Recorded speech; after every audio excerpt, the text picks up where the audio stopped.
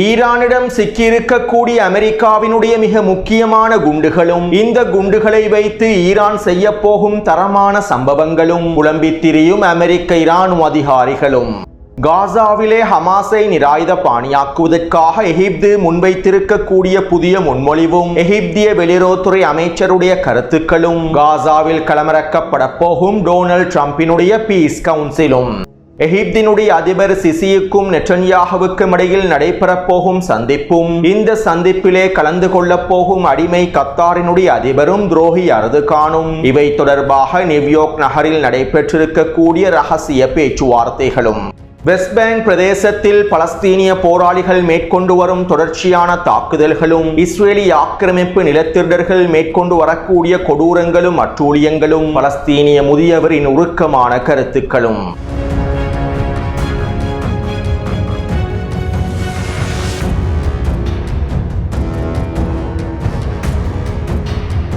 West bank பிரதேசத்திலே Israeli ஆக்கிரமிப்பு இராணுவத்தினுடைய தாக்குதல்களும் கைதுகளும் தொடர்கின்றன. கடந்த 3 வாரமாக இஸ்ரேலி ஆக்கிரமிப்பு இராணுவத்தின் அதிகளவான படைப்பிரிவுகள் வெஸ்ட் பேங்க் பிரதேசத்தில் முழுமையாக களமிறக்கப்பட்டு தொடர்ச்சியான தாக்குதல்களும் கைதுகளும் மேற்கொள்ளப்பட்டு வருகின்றன. இதற்கமைவாக கடந்த 2 வாரத்திற்குள்ளே மாத்திரம் வெஸ்ட் பேங்க் பிரதேசத்திலிருந்து 500க்கும் அதிகமான பலஸ்தீனியர்கள் கைது செய்யப்பட்டிருப்பதாக தரவுகள் உறுதிப்படுத்தியுள்ளன. பலஸ்தீனிய போராளிகள் சம்பந்தப்பட்டிருக்கக்கூடிய குடும்ப உறுப்பினர்களையும் பலஸ்தீனிய போராளிகளுக்கு ஆதரவானவர்களையுமே இஸ்ரேலி ஆக்கிரமிப்பு இராணுவம் தொடர்ச்சியாக கைது செய்து வருகின்றது. மேலும் இந்த கைதுகளுக்கு பின்னால் துரோகி அப்பாஸினுடைய PA படையும் இஸ்ரேலி ஆக்கிரமிப்பு இராணுவத்திற்கு முழுமையான ஆதரவுகளை வழங்கி வருகின்றது. அதே போன்று வெஸ்ட் பேங்க் பிரதேசத்திலே இருக்கக்கூடிய இஸ்ரேலி ஆக்கிரமிப்பு நிலத்திருடர்களும் பலஸ்தீனிய மக்களுக்கு எதிரான தாக்குதல்களையும் கொடூரங்களையும் மேற்கொண்டு வருகின்றார்கள். வெஸ்ட் பேங்க் பிரதேசத்தில் இருக்க 8 லட்சத்திற்கும் அதிகமான நிலத்திடர்களில் 5 லட்சத்திற்கும் அதிகமான நிலத்திடர்களுக்கு துப்பாக்கி மற்றும் ஏனைய ஆயுதங்கள் வழங்கப்பட்டுள்ளன. மேலும் இவ்வாறு ஆயுதமேந்தி இருக்கக்கூடிய நிலத்திடர்கள் அணிதிரண்டே பலஸ்தீனிய மக்களுக்கு எதிரான தாக்குதல்கள் மேற்கொள்ளப்பட்டு வருகின்றன. பலஸ்தீனிய மக்களுடைய வீடுகளை இலக்கு வைத்தும் பயிர்ச்செய்கை நிலங்களை இலக்கு வைத்தும் கால்நடைகளை இலக்கு வைத்தும் பலஸ்தீனியர்களுடைய வர்த்தக பிரதேசங்களை இலக்கு வைத்துமே இந்த நிலத்திடர்கள் தொடர்ச்சியான தாக்குதல்களை மேற்கொண்டு வருகின்றார்கள். மேலும் பலஸ்தீனியர்களுக்கு எதிரான தாக்குதல்களை மேற்கொண்டு அவர்களை குறித்த பிரதேசங்களில் இருந்து வெளியேற்றி அவர்களுடைய வீடுகளையும் நிலப்பிரதேசங்களையும் நிலத்திடர்கள் கைப்பற்றிக் கொள்கின்றார்கள். கடந்த 1 வாரத்திற்குள்ளே மாத்திரம் இவ்வாறு 30க்கும் அதிகமான பலஸ்தீனியர்களுடைய வீடுகளும் பயிர்ச்செய்கை நிலங்களும் அளிக்கப்பட்டிருப்பதாகவும் இந்த வீடுகள் மற்றும் பயிர்ச்செய்கை நிலங்கள் முழுமையாக இஸ்ரேலி ஆக்கிரமிப்பு நிலத்திடர்களினால் கைப்பற்றப்பட்டிருப்பதாகவும் தெரிவிக்கப்படுகின்றது. அதே போன்று நேற்றைய தினம் வெஸ்ட் பேங்கினுடைய கிராம பிரதேசம் ஒன்றில் பலஸ்தீனிய பெண்மணி ஒருவருக்கு சொந்தமான மிகப்பெரிய பயிர்ச்செய்கை நிலங்களையும் ஒலிவு மரங்களையும் இஸ்ரேலி ஆக்கிரமிப்பு நிலத்திடர்கள் முழுமையாக அளித்துள்ளார்கள். ஒலிவு மரங்களை சிதைத்து அவற்றை வெட்டி அகற்றியுள்ளார்கள். மேலும் குறித்த பலஸ்தீனிய முதியவருக்கு சொந்தமான கால்நடைகளை இலக்கு வைத்து துப்பாக்கிச் சூட்டு தாக்குதல்களையும் மேற்கொண்டுள்ளார்கள். மேலும் குறித்த முதியவருடைய வீட்டையும் முழுமையாக இடித்து தரைமட்டமாக்கியுள்ளார்கள். இதைத் தொடர்ந்து குறித்த பலஸ்தீனிய முதியவர் இவ்வாறு தெரிவித்தார். இது முழுக்க வெறுப்பு நிறைந்த செயற்பாடாகும். இவர்கள் வேண்டுமென்று எங்களுடைய பயிர்ச்செய்கை நிலங்களையும் கால்நடைகளையும் இலக்கு வைத்து தாக்குதல்களை மேற்கொள்கின்றார்கள். எங்களுடைய பொருளாதாரத்தை சிதைப்பதற்காக அனைத்தையும் அளிக்கின்றார்கள். மேலும் எங்களை குறித்த பகுதிகளில் இருந்து வெளியேற்றுவதற்காகவும் எங்களுடைய நிலங்களை அபகரித்துக் கொள்வதற்காகவும் எங்களுடைய வீடுகளையும் இவர்கள் தரைமட்டமாக்குகின்றார்கள். நாங்கள் பல வருடங்களாக பாதுகாத்த விலை உயர்ந்த ஒலிவு மரங்களையும் இவர்கள் அளித்துள்ளார்கள். இறைவன் நாடினால் நிச்சயமாக இவர்கள் எங்களுக்கு என்ன செய்தார்களோ நாங்கள் அதை அவர்களுக்கு திருப்பிக் கொடுப்போம். நீங்கள் எங்களுக்கு செய்த ஒவ்வொரு கொடுமைகளையும் நாங்கள் உங்களுக்கு செய்வோம். இதன் போது நீங்கள் விரண்டோடுவீர்கள். இதன் போது உங்களில் அதிகமானோர் ஓடி ஒளிந்து கொள்வீர்கள். நாங்கள் உங்களை தொடர்ச்சியாக துரத்துவோம். எங்களுடைய நிலங்களை நிச்சயமாக ஒரு நாள் நாங்கள் முழுமையாக மீட்டெடுப்போம் என குறித்த வயோதிப பெண்மணி உருக்கமான கருத்துக்களை வெளியிட்டிருந்தார்.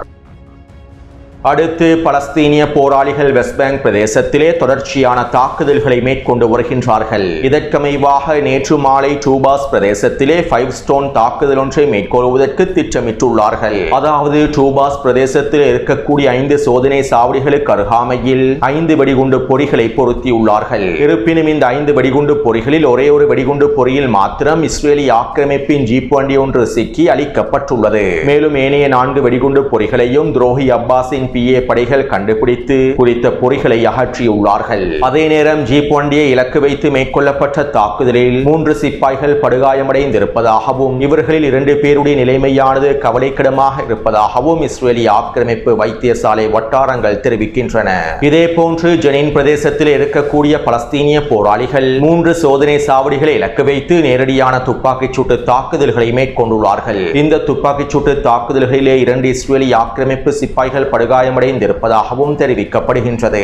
அதேபோன்று நப்லஸ் மற்றும் துல்கராம் ஆகிய பிரதேசங்களில் பலஸ்தீனிய போராளிகள் 2 பொறிகளை வைத்து இஸ்ரேலிய ஆக்கிரமிப்பின் 2 போர் வாகனங்களை கொத்தாக அளித்துள்ளார்கள். மேலும் குறித்த போர் வாகனத்திற்குள்ளே இருக்கக்கூடிய 5க்கும் அதிகமான சிப்பாய்களுக்கு இழப்புகள் ஏற்படுத்தப்பட்டிருப்பதாகவும் உறுதி செய்யப்பட்டுள்ளது. இருப்பினும் குறித்த இழப்புகள் தொடர்பாக இஸ்ரேலிய ஆக்கிரமிப்பு ராணுவம் எந்தவிதமான கருத்துக்களையும் வெளியிடவில்லை. அதே போன்று இன்று மாலை துல்கராம் மற்றும் நப்லஸ் ஆகிய பிரதேசங்களில் பலஸ்தீனிய போராளிகள் நேரடியான துப்பாக்கிச் சூட்டு தாக்குதல்களை மேற்கொண்டு வருவதாகவும் தெரிவிக்கப்படுகின்றது. அடுத்து ரஃபா கடவை பிரதேசத்தினூடாக பலஸ்தீனிய மக்களை வெளியேற்றுவதற்கான எல்லாவிதமான வேலை திட்டங்களும் மும்முரமாக மேற்கொள்ளப்பட்டு வருகின்றன. தன்னார்வமாக முன்வந்து காசாவை விட்டு வெளியேறுவதற்கு தயாராக இருக்கக்கூடிய நூற்றுக்கணக்கான பலஸ்தீனியர்களை ஆரம்பமாக வெளியேற்றுவதற்கு இஸ்ரேலிய ஆக்கிரமிப்பு தயாராகி வருவதாகவே தெரிவிக்கப்படுகின்றது. காசாவிற்குள்ளே ஹமாஸுக்கு எதிராக செயற்படக்கூடிய சில அரபு பழங்குடி குடும்பங்களை சேர்ந்தவர்களே இவ்வாறு காசாவை விட்டு வெளியேறுவதற்கு தயாராகி வருவதாக தெரிவிக்கப்படுகின்றது. மேலும் இவர்களில் அதிகமானோர் இளைஞர்கள் என்றுமே தெரிவிக்கப்படுகின்றது. அதே போன்று காசாவிற்குள்ளே படுகாயமடைந்து வெளிநாடுகளில் மருத்துவ உதவியை பெற்றுக் கொள்வதற்கு தயாராக இருக்கக்கூடிய நூற்றுக்கணக்கானவர்களையும் ரஃபா கடவை பிரதேசத்தினூடாக முழுமையாக வெளியேற்றுவதற்கு இஸ்ரேலிய ஆக்கிரமிப்பு திட்டமிட்டுள்ளது. இவ்வாறு மருத்துவ சிகிச்சைகளுக்காக காசாவை விட்டு வெளியேறக்கூடியவர்களை இஸ்ரேலிய ஆக்கிரமிப்பு மீண்டும் காசாவிற்குள்ளே அனுமதிப்பதில்லை என்பதும் குறிப்பிடத்தக்க விடயமாகும். உதாரணமாக 2 வருடங்களுக்கு மேலாக நடைபெற்று வரக்கூடிய அல்-அக்ஸா வெள்ளப்போரிலே 5000க்கும் அதிகமான குழந்தைகளும் அவர்களுடைய குடும்ப உறுப்பினர்களும் ரஃபா கடவை பிரதேசத்தை விட்டு வெளியேறியுள்ளார்கள். ஜோர்டான், ஐக்கிய அரபு அமீரகம் போன்ற நாடுகளுக்கு சிகிச்சைகளுக்காக இவர்கள் அனுப்பி வைக்கப்பட்டுள்ளார்கள். மேலும் இவ்வாறு சிகிச்சைகளுக்காக அனுப்பி வைக்கப்பட்டிருக்கக்கூடிய பலஸ்தீனியர்கள் இதுவரைக்கும் காசாவிற்குள்ளே திரும்பவில்லை. எனவே இதே போன்று காசாவிற்குள்ளே 10,000க்கும் அதிகமான படுகாயமடைந்த வெளிநாடுகளில் சிகிச்சை பெறுவதற்கு தகுதி பெற்றிருக்கக்கூடிய பல பலஸ்தீனியர்கள் காணப்படுகின்றார்கள். இதனால் இவர்களையும் இவர்களுடைய குடும்ப உறுப்பினர்களையும் வெளிநாட்டு சிகிச்சைகளுக்காக அனுப்பி வைத்து முழுமையாக காசாவை விட்டு வெளியேற்றுவதற்கும் இஸ்ரேலிய ஆக்கிரமிப்பு திட்டமிட்டுள்ளது. அத்தோடு ரஃபா கடவை பிரதேசத்தினூடாக பலஸ்தீனிய மக்கள் வெளியேற்றப்படுவதனை நாங்கள் ஒருபொழுதும் அனுமதிக்கப் போவதில்லை என எகிப்திய தலைமைகள் கருத்துக்களை வெளியிட்டிருப்பதாக அடிமை அரபு ஊடகங்களும் செய்திகளை வெளியிட்டிருந்தன. ஆனால் இவ்வாறு எகிப்திய அடிமை தலைமைகள் ஊடகங்களுக்கு முன்னால் இவ்வாறான வீர வசனங்களை வெளியிட்டாலும் காசாவிற்குள்ளே இருக்கக்கூடிய பலஸ்தீனிய மக்களை வெளியேற்றுவதற்கான வேலை திட்டங்களையே முன்னெடுத்து வருகின்றன. மேலும் இதன் அடுத்த கட்டமாக அமெரிக்காவினுடைய தலைமையில் எகிப்தினுடைய அதிபர் சிசிக்கும் நெட்டன்யாஹுவுக்கும் இடையில் நேரடியான கலந்துரையாடல்களும் சந்திப்புகளும் நடைபெறப் போவதாக தகவல்கள் வெளியாகியுள்ளன. அதாவது டொனால்ட் ட்ரம்பினுடைய தலைமையில் சிசிக்கும் நெட்டன்யாஹுவுக்கும் இடையில் ஒரு கலந்துரையாடல் நடைபெறப் போகின்றது. இந்த கலந்துரையாடலில் இஸ்ரேலுக்கும் எகிப்துக்கும் இடையிலான பொருளாதார வர்த்தக ஒப்பந்தங்களும் எரிவாயு ஒப்பந்தங்களும் கைச்சாத்திடப்பட போகின்றன. மேலும் எகிப்து மற்றும் இஸ்ரேலுக்கு இடையிலான உறவுகளை வலுப்படுத்தக்கூடிய அடுத்த கட்ட ஒப்பந்தங்களும் கைச்சாத்திடப்பட போகின்றன.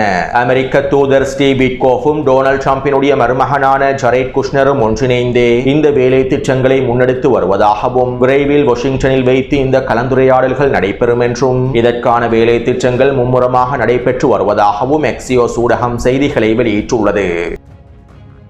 அத்தோடு ஜனாதிபதி சிசி நெட்டன்யாஹுவை சந்திப்பதற்கு முழுமையாக தயாராக இருப்பதாகவும் நெட்டன்யாஹுவோடு கலந்துரையாடல்களை மேற்கொண்டு ஒப்பந்தங்களை மேற்கொள்வதற்கும் குறிப்பாக எகிப்துக்கும் இஸ்ரேலுக்கும் இடையிலான எரிவாயு ஒப்பந்தத்தினை முடிப்பதற்கும் ஜனாதிபதி சிசி முழுமையாக தயாராக இருப்பதாகவும் நெட்டன்யாஹுவை நேரில் சந்தித்து கலந்துரையாடுவதில் எந்தவிதமான ஆட்சேபனையும் இல்லை என எகிப்திய அரசாங்கம் டொனால்ட் ட்ரம்பின் நிர்வாகத்திற்கு செய்திகளை அனுப்பி இருப்பதாகவும் எகிப்திய ஊடகங்கள் செய்திகளை வெளியிட்டுள்ளன.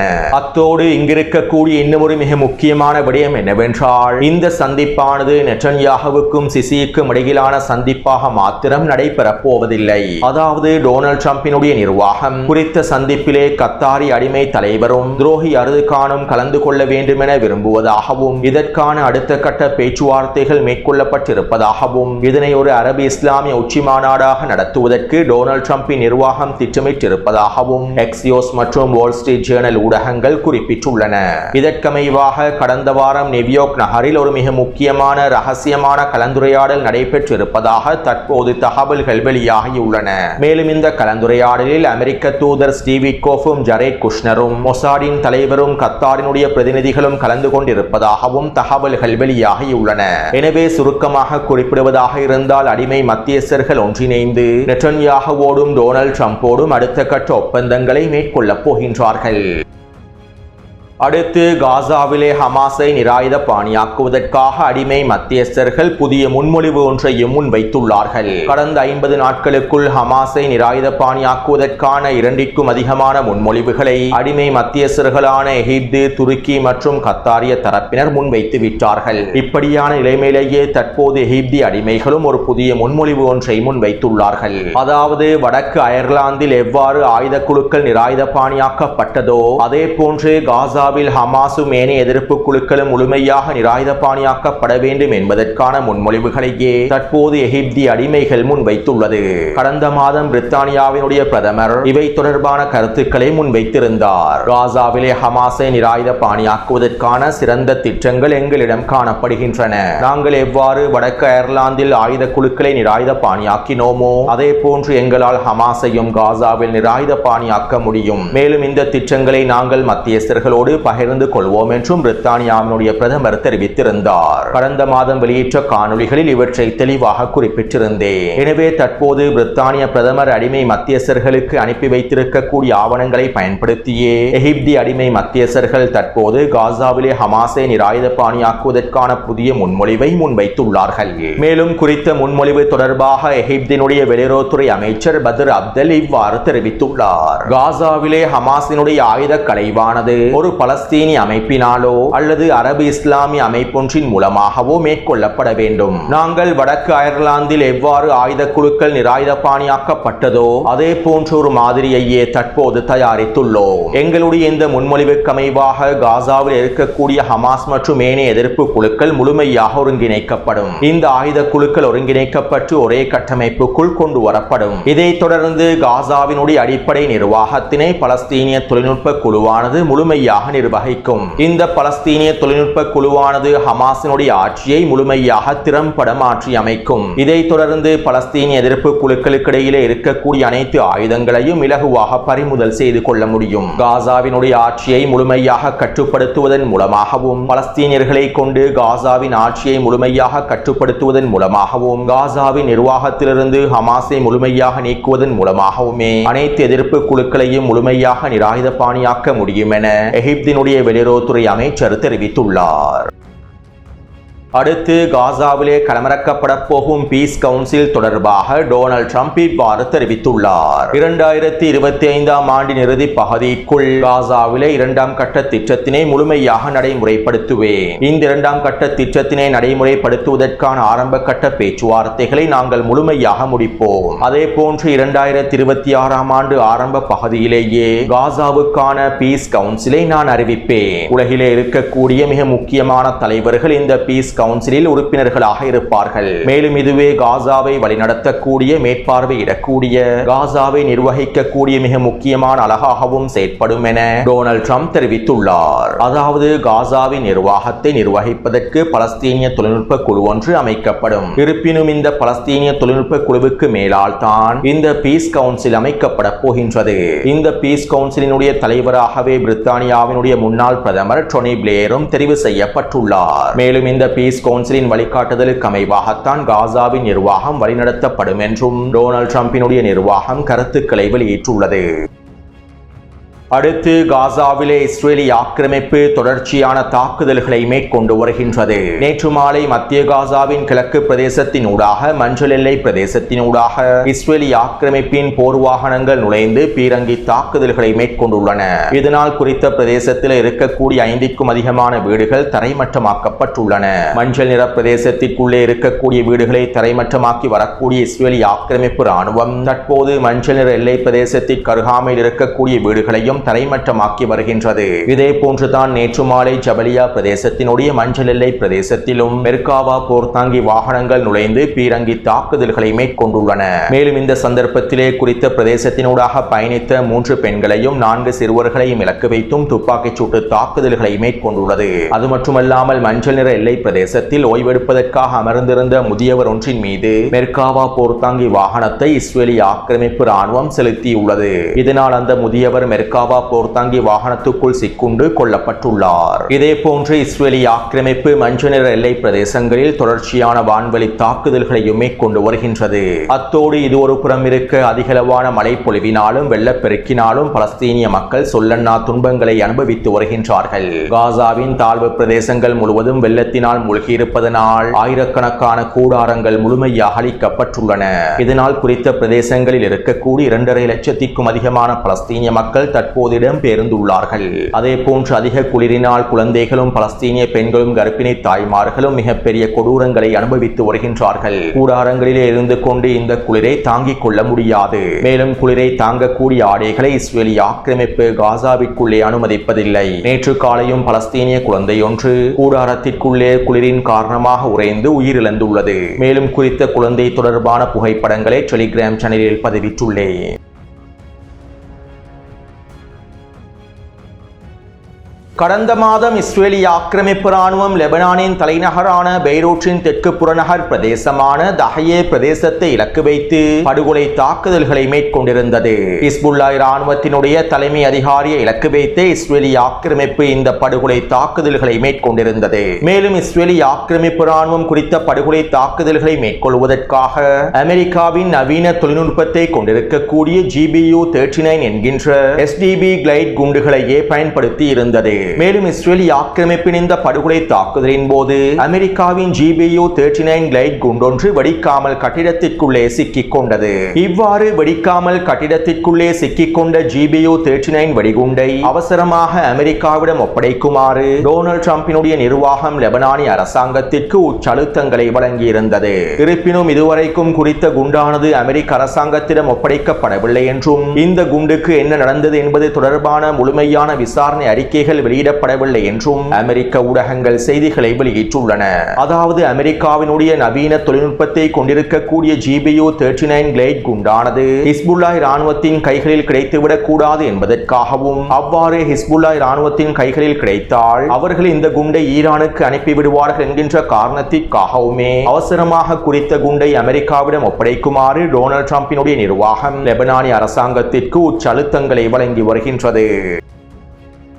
இப்படியான நிலைமையில் நேற்றைய தினம் நடைபெற்ற நேர்காணல் ஒன்றில் முன்னாள் அமெரிக்க மத்திய கட்டளை தளபதி பிராங்க் இவ்வாறு தெரிவித்தார். அமெரிக்கா ஈரானின் போர்டோ அணுசக்தி தளத்தை இலக்கு வைத்தும் ஏனைய 2 அணுசக்தி தளங்களை இலக்கு வைத்தும் அதிநவீன மிகவும் முக்கியமான GBU-57 பங்கபஸ்ட் வெடிகுண்டுகளையே களமிறக்கி தாக்குதல்களை மேற்கொண்டிருந்தது. மேலும் இவ்வாறு ஈரானினுடைய அணுசக்தி தளங்களை இலக்கு வைத்து அமெரிக்க ராணுவம் மேற்கொண்ட தாக்குதல்களின் போது 2 GBU-57 பங்கபஸ்ட் வெடிகுண்டுகள் வெடிக்காமலேயே மலைக்குள் சிக்கிக் கொண்டிருப்பதாக தற்போது உறுதி செய்யப்பட்டுள்ளது. அதாவது 14 GBU-57 பங்கபஸ்ட் வெடிகுண்டுகளை பயன்படுத்தி அமெரிக்கா இந்த தாக்குதல்களை மேற்கொண்டது. ஆனால் இதிலே 12 GBU-57 பங்கபஸ்ட் வெடிகுண்டுகள் மாத்திரமே வெடித்துள்ளன.